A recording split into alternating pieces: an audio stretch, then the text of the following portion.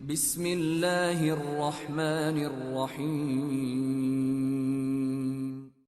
In the name of Allah, the Beneficent, the Merciful. अस्सलामुअलैकुम नाज़रीन।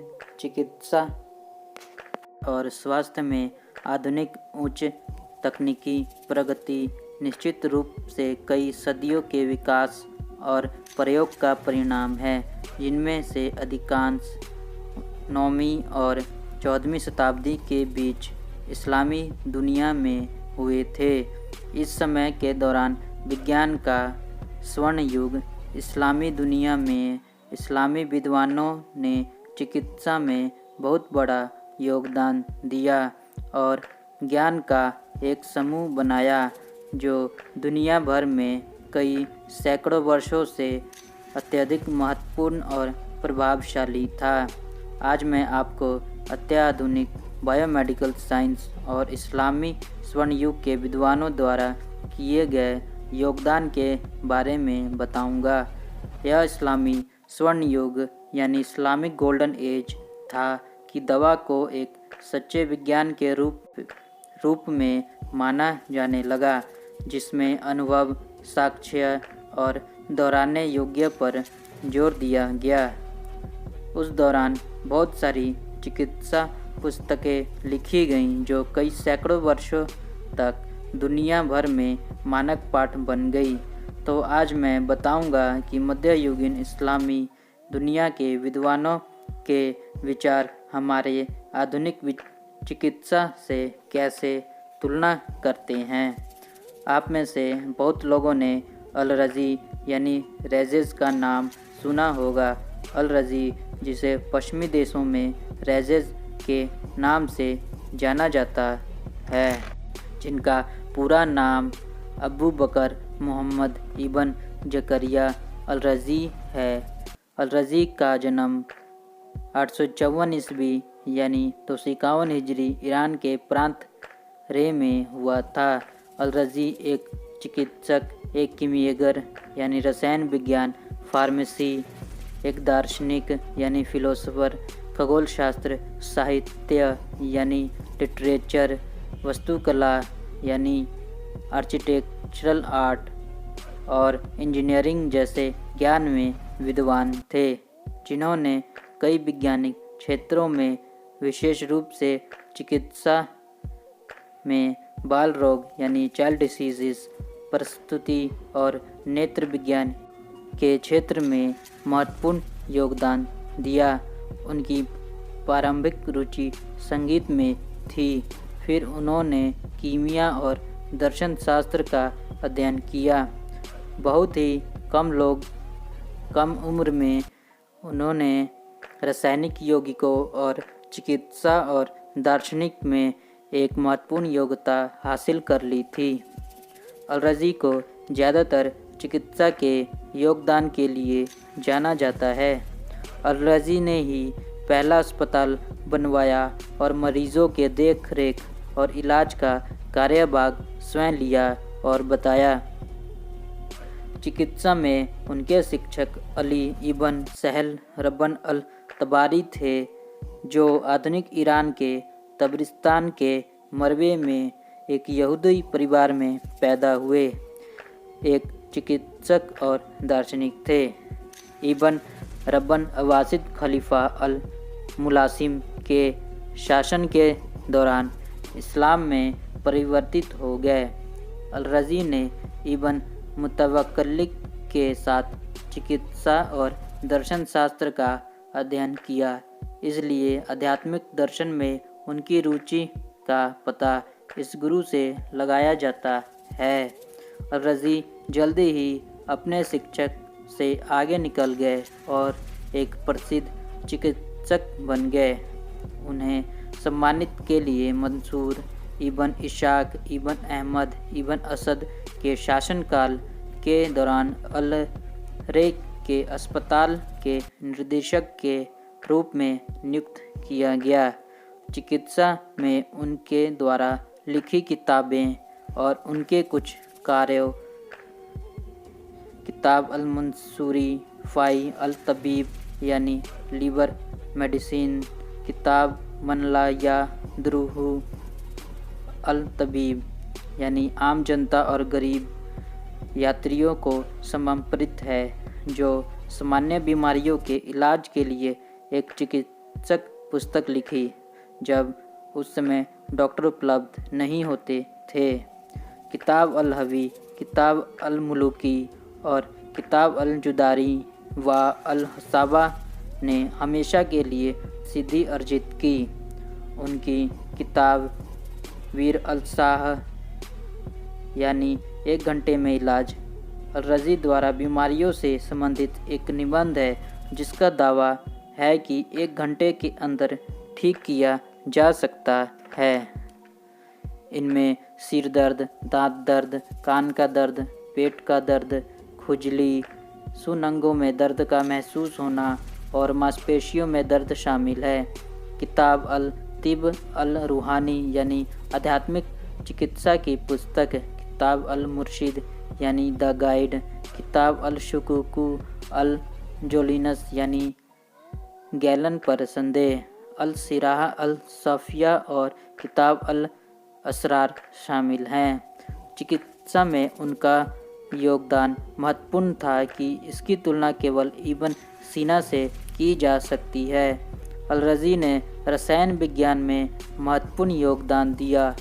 रसायन विज्ञान में आसवन प्रक्रिया, कैल्सिलेशन प्रक्रिया और शुद्धिकरण, पृथक्करण और पदार्थों के मिश्रण के लिए स्थापित प्रक्रिया में भी महत्वपूर्ण योगदान दिया। उन्होंने मोटरार और मसूल, फ्लास्क, स्पेल्टा, बीकर और कांच के बर्तन जैसे फार्मास्यूटिकल की खोज की। वह समय समय पर विभिन्न शहरों में चले गए, विशेष रूप से रे और बगदाद के बीच, लेकिन अंत में रे लौट आए और जहां 1930 ईस्वी के आसपास उनकी मृत्यु हो गई। कीमिया में योगदान और उनकी खोज यानी contribution to chemistry and inventions. कीमिया में उनकी खोजों में सल्फ्यूरिक एसिड और इथानॉल की खोज का श्रेय दिया जाता है और रासायनिक पदार्थों के वर्गीकरण यानी क्रिस्टलाइजेशन ऑफ केमिकल के लिए भी अल रज़ी को जाना जाता है। साबुन की खोज का श्रेय भी अल रज़ी को दिया जाता है। अल रज़ी ने ही जैतून के तेल से बनाने की विधि दी थी।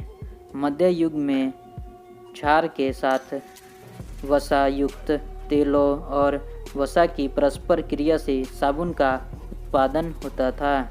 सीरिया में साबुन का उत्पादन क्षार और चूने के साथ जैतून के तेल का उत्पादन किया जाता था। साबुन सीरिया से मुस्लिम दुनिया के अन्य हिस्सों और यूरोप में निर्यात किया जाता था। केरोसिन डिस्टिलेशन यानी केरोसिन आसवन प्रक्रिया। अल रज़ी ने ही कच्चे तेल, पेट्रोलियम को मिट्टी के तेल, साथ ही अन्य हाइड्रोकार्बन यौगिकों में आसवन प्रक्रिया को पहली बार 9वीं शताब्दी में ही वर्गीकरण किया। पेट्रोलियम और मिट्टी के तेल को निकालने और आसवन करने की खोज का श्रेय दिया जाता है। उन्होंने अपनी किताब अल असरार में मिट्टी के तेल के उत्पादन के लिए 2 तरीकों का वर्णन किया, जिसे नाफत अन्याद कहा जाता है, जिसमें अलेम्बिक नामक एक उपकरण का उपयोग किया जाता है। केरोसिन लैंप की खोज भी अल रज़ी ने ही की थी। अल रज़ी ही पहले व्यक्ति थे जिन्होंने कच्चे खनिज तेल का उपयोग करके एक साधारण दीपक का पहला निवारण दिया।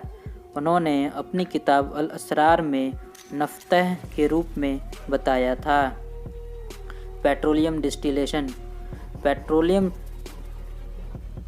को मिट्टी के तेल से निकालने या कच्चे तेल को आसती स्पष्ट विवरण अल रज़ी ने ही किया था, यानी अल रज़ी ने ही पेट्रोलियम डिस्टिलेशन की खोज की।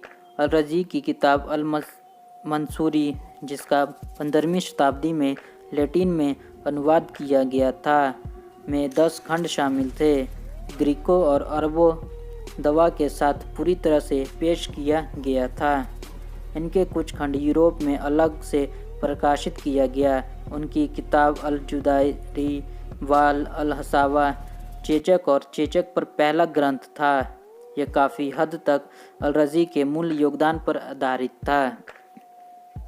अल-रज़ी ही पहले व्यक्ति थे जिन्होंने चेचक और खसरे का इलाज और उसको वर्णन किया। चेचक के इलाज और खसरे को अच्छे से वर्णन किया। इनकी इस किताब को यूरोपीय भाषाओं में अनुवाद किया गया था। इस ग्रंथ के माध्यम से वे चेचक और चेचक के बीच स्पष्ट तुलना करने वाले पहले व्यक्ति थे, यानी he was the first to describe smallpox and to differentiate it from measles. उनकी किताब अल-हवी तब तक की सबसे बड़ी मेडिकल इंक्लोसाइडोपीडिया थी। इसमें प्रत्येक चिकित्सा विषय पर सभी महत्वपूर्ण जानकारी शामिल थी जो ग्रीक और अरब स्रोतों से उपलब्ध थी। उनकी चिकित्सा प्रणाली की विशेषता यह थी कि वे सही और नियंत्रित भोजन के माध्यम से इलाज के बहुत पक्षधर थे। इसे स्वास्थ्य पर मनोवैज्ञानिक कारकों के प्रभाव पर उनके जोर के साथ जोड़ा गया था। उन्होंने जानवरों पर उनके प्रभावों और दुष्प्रभावों का मूल्यांकन करने के लिए प्रस्तावित उपायों का भी कोशिश की। वह एक विशेष सर्जन भी थे और एनेस्थीसिया के लिए अफीम का इस्तेमाल करने वाले पहले व्यक्ति थे। अल-रज़ी ने न्यूरोलॉजी और न्यूरोनोटोमी में महत्वपूर्ण योगदान दिया। उन्होंने कहा कि 7 कपाल और 31 रीढ़ की हड्डी 306 कॉर्ड नसों का वर्णन करते हुए संवेदी कार्य किया। उन्होंने रीढ़ की हड्डी की नसों को 8 ग्रीवा, 12 वक्ष, 5 काट, 3 त्रिक और 3 अनुमस्तिष्क नसों में वर्गीकृत किया। अल-रज़ी के सबसे महत्वपूर्ण पुस्तकें अल-हवी यानी लिवर कॉन्टिनेंस को 1279 ईस्वी में सिसिली के राजा के दरबार में काम करने वाले विद्वान फराज इब्न सलीम द्वारा लैटिन में अनुवाद किया गया और 1486 ईस्वी में ब्रेशिया इटली में प्रकाशित कॉन्टिनेंस का पहला लैटिन संस्करण 1501 ईस्वी के पहले छपी सबसे बड़ी और भारी पुस्तक थी। जेफी चेसर ने कैंटरबरी टेल्स के ज्ञान के 15 महान स्रोतों में उनका उल्लेख किया। उन्होंने ऐसे समय में स्वतंत्र सोच की वकालत की जब यह विश्वास का युग था और गैलन का हास्य सिद्धांत पूरे प्रचलन में था। अपने समय से सदियों पहले उनके द्वारा किए गए प्रयासों ने वैज्ञानिक तरीकों को तर्क के दर्शन के रूप में लोकप्रिय और विस्तारित करने का काम किया। स्टोलियारोव के अनुसार, जो अल-रज़ी को एक वस्तुवादी के रूप में लेबल करते हैं और उन्होंने पेशेवर उत्कृष्टता प्राप्त करने के लिए स्वतंत्र सोच, तर्क और दृढ़ता पर जोर दिया। उनका मत था कि अपने प्रसिद्ध अल्लाह को प्रस्तावना में सभी मनुष्यों के लिए एक संरचित ब्रह्मांड बनाया है और प्रकृति के लिए समान क्षमता प्रदान की है। वह एक चिकित्सक, फार्मासिस्ट, मनोवैज्ञानिक, शिक्षक, लेखक और सबसे बढ़कर एक स्वतंत्र विचारक और साक्ष्य आधारित चिकित्सक के अग्रणी थे। उन्होंने 4 प्रस्तावित स्थलों पर मांस रखा और उस स्थान का चयन किया 6 सबसे धीमा था। खांसी, जुलाब का परिचय, पारा मरहम का आविष्कार और बिल्ली के पेट से प्राप्त टाँके का उपयोग अन्य मूल्यवान योगदानों में से एक है। अल-रज़ी उन बहुत कम वैज्ञानिकों में से एक थे जिन्होंने शुरुआत में ही दवा और फार्मेसी में बहुमूल्य योगदान दिया। वह उन्हें पहले वैज्ञानिकों में से एक थे जिन्होंने दवा के प्रभावों की जांच करने के लिए हमारे जानवरों का अध्ययन किया। उन्होंने बुखार की बीमारी की बजाय एक लक्षण के रूप में वर्णित किया। अल-रज़ी ने ही अस्थमा की खोज की, क्योंकि वे आधुनिक नैदानिक अभ्यास के पहले चिकित्सक थे। उन्होंने न केवल शारीरिक बीमारियों पर किया, बल्कि मानसिक विकारों और चिकित्सा नैतिकता पर भी लिखा। वह रोगी को कल्याण के लिए आवश्यक मानसिक स्वास्थ्य और आत्मसम्मान की अवधारणा का परिचय देते हैं। उनकी पुस्तकों में न केवल गैलन और हिप्पोक्रेट्स के संदर्भ मिलते हैं, बल्कि यहोवा इब्ने मसाबे और हनीन इब्ने इशाक जैसे समकालीन वैज्ञानिकों के भी संदर्भ मिलते हैं। उनकी सबसे प्रसिद्ध किताब अल-हवी अल-कबीर, जो 25 खंडों में प्रकाशित हुआ, उनकी अन्य किताब अल-तिब अल-मंसूरी यानी एलर्जी और दवा की पुस्तक और टीकाकरण शामिल है, और मोतीबिंद निकालने का वर्णन और घरेलू उपचारों के आधार पर गरीबों की दवा मन ला यह हदु रवुहु तबीब आदि शामिल है। अल-रज़ी ने शहद के उपयोग को एक दवा के रूप में और मिश्रित दवाओं में शामिल आवश्यक पदार्थों में से एक उपयोग करने की वकालत की। इस महान मुस्लिम विद्वान ने दर्शन, रसायन विज्ञान और चिकित्सा में योगदान के बारे में यहाँ और भी बहुत कुछ चर्चा की जाती है। हम उसे छोटे से लेख में न्याय नहीं दे सकते, जितना अधिक हम उनके योगदान और चिकित्सा के लिए समर्पित जीवन के बारे में जानेंगे, उतना ही हम अपनी इस्लामी संस्कृति और वैज्ञानिक विरासत को महत्व देंगे। विज्ञान के इतिहास के जनक जॉर्ज सॉर्टन ने उन्हें इस्लाम और मध्यकालीन युग का सबसे महान चिकित्सक कहा है। इंसाइक्लोपीडिया ऑफ इस्लाम के अनुसार अल-रज़ी उर्फ रेज़ेज 17वीं शताब्दी तक चिकित्सा के निर्विवाद अधिकार बने रहे। अगर आपको वीडियो अच्छी लगी और पसंद आई तो चैनल को प्लीज़ सब्सक्राइब करें और अपने फैमिली और फ्रेंड्स के साथ ज़रूर शेयर कीजिए।